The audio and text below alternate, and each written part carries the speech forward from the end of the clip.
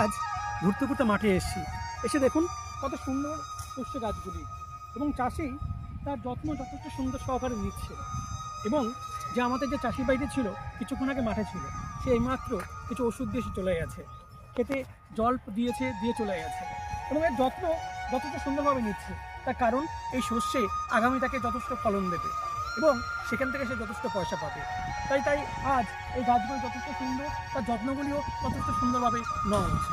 কিন্তু আজ আপনি দেখুন অপর ঠিক উল্টো, আজ এই যে পটল ক্ষেতটা দেখতে পাচ্ছেন, এই ক্ষেত আজকে বিনা জল, বিনা চিকিৎসায়, বিনা ওষুধে আজ সে মরে যাচ্ছে। তার কারণ সে আজ বৃদ্ধ, তার আজ বয়স হয়েছে, আর সে আজ ফলন দিতে পারবে না, চাষি জানে। তাই তাকে আজকে এইভাবে অবহেলিতভাবে রেখে দিয়েছে। ঠিক আমাদের সমাজও তাই।